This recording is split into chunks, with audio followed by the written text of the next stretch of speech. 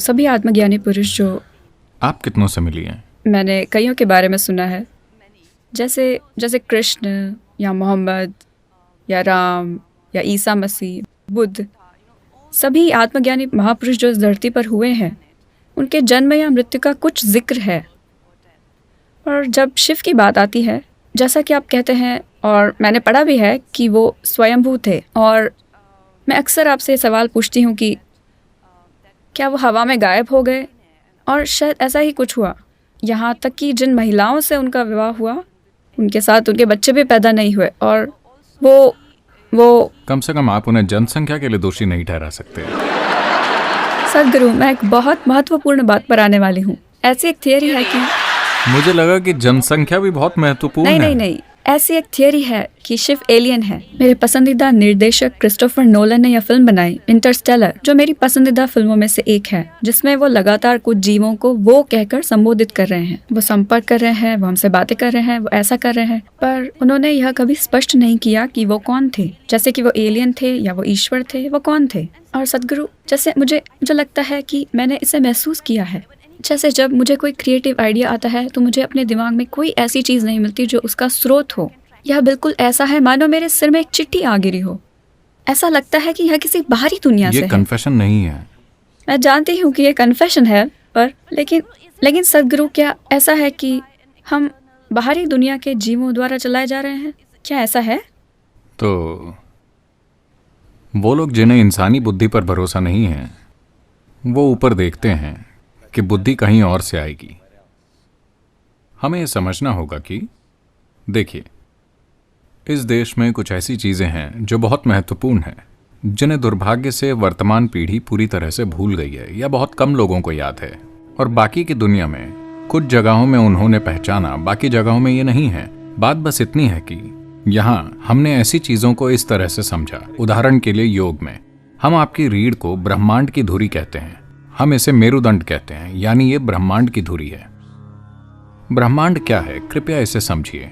आज वैज्ञानिक ये स्वीकार कर रहे हैं कि ये एक अंतहीन ब्रह्मांड है। हम हमेशा से ये कह रहे हैं कि ये एक निरंतर बढ़ने वाला ब्रह्मांड है। तो हमने कहा कि आपकी रीढ़ ब्रह्मांड की धुरी है। ये बात बेतुकी लगती है। कोई वजन उठाए बिना भी कई लोगों की पीठ बुरी तरह दर्द कर रही है, यहाँ तक कि वो चल या दौड़ या कुछ भी नहीं कर पा रहे हैं। अगर ये ब्रह्मांड की धुरी बन जाए तो क्या होगा?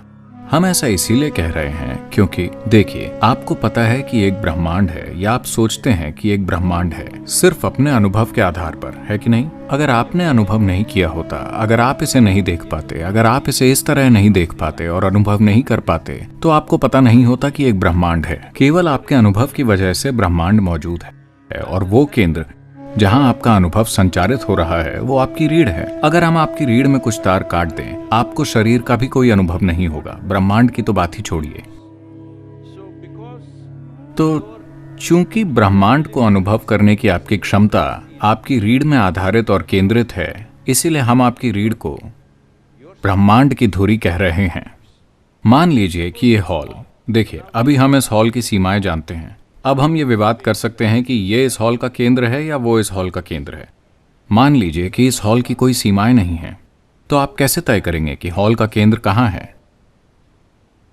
आप जहां हैं वही इस हॉल का केंद्र है ना? इस आधार पर एक मनुष्य के लिए हमने एक पूरी संभावना विकसित की कि कैसे न सिर्फ इन चीजों पर भरोसा करें, लेकिन इसे एक जीवंत अनुभव बना लें। यहां से ही इस शब्द योग की उत्पत्ति हुई कि समावेश तब नहीं होता कि मैं आपसे कहूं ओ मैं तुमसे प्यार करता हूं, तुम मुझसे प्यार करते हो, और ये सब। समावेश इसलिए होता है क्योंकि आपने अपने व्यक्तित्व की सीमाएं मिटा दी हैं। इसलिए नहीं कि मैं तुमसे प्यार करता हूं, तुम मुझसे प्यार करते हो, मैं आपको गले लगाऊंगा, आप मुझे गले लगाओ, कि हम समावेशी हैं। नहीं, ये सब कुछ समय के लिए चलेगा। कल अगर वो ऐसा कुछ करते हैं जो आपको पसंद नहीं है, ये खत्म हो जाएगा। पर जब आप अपने व्यक्तिगत स्वभाव की सीमाएं मिटा देते हैं, जिसमें आपका शरीर भी है, और आप जानते हैं कि यहाँ कैसे बैठना है, आप कौन हैं, उसकी सीमाओं से पहचान बनाए बिना आपकी शारीरिक रचना, आपकी मानसिक रचना, आपकी भावनात्मक रचना की एक सीमा है। ये बड़ी या छोटी हो सकती है। नहीं, मैं शरीर के बड़े होने की बात नहीं कर रहा हूँ। ये छोटा या बड़ा हो सकता है, पर इसकी एक सीमा है। पर ऐसे आयाम हैं जिनकी कोई सीमा नहीं है। जिसकी सीमा नहीं है उसकी प्रकृति अभौतिक है। तो हमारा फोकस हमेशा से उस आयाम में होता है जो अभौतिक है। इसीलिए शिव सबसे महत्वपूर्ण बन गए, क्योंकि शिव व का अर्थ है वो जो नहीं है, वो जो अभौतिक है। अब क्या वो, हम जिस योगी की बात कर रहे हैं, क्या वो मानव हैं? क्या वो कहीं और से आए हैं? देखिए, कई चीज़ें हैं। जैसा आपने कहा, उनके कोई माता पिता नहीं हैं। जब आप शिव के बारे में बात करते हैं, उनके कोई माता पिता नहीं हैं, कोई जन्म स्थान नहीं है, किसी ने उन्हें बढ़ते हुए बच्चे की तरह नहीं देखा। हर समय जब भी हमने देखा, वो लगभग उसी आयु के थे। और हम नहीं जानते कि उनकी मृत्यु कहाँ हुई। इतने महत्वपूर्ण व्यक्ति, उस समय में भी अगर उनकी कहीं मृत्यु हुई होती, उन्होंने एक मंदिर बनाया होता, वो उनके लिए किसी तरह का कोई स्मारक बनाते। ऐसा कुछ नहीं हुआ। तो कोई जन्म नहीं है, कोई मृत्यु नहीं है, कोई माता पिता नहीं है, कोई भाई बंधु नहीं है, ऐसा कुछ नहीं है जिससे सिद्ध किया जा सके कि वो यहाँ थे। क्या इसका मतलब ये है कि हम ये मान ले कि वो कहीं और से आए थे? जरूरी नहीं है। पर अगर आप कहानियों को देखें, ये बहुत आम है कि शिव को यक्ष स्वरूप कहा जाता है। इसका मतलब है हमेशा यक्ष यानी ऐसे जीव जो इंसान नहीं है, लेकिन ऐसा माना जाता है कि वो इस धरती के प्राकृतिक वातावरण में मौजूद रहे हैं, जंगलों वगैरह में। हम जिन्हें भी किसी तरह के जीव या प्राणी या आप जो भी कहना चाहें, जो स्वभाव से मनुष्य नहीं हैं,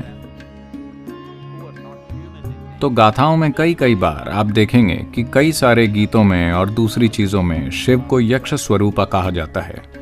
तो ऐसी कई चीजें हैं जो इशारा करती हैं, लेकिन ऐसा कोई खास सबूत नहीं है कि वो कहीं और से आए थे।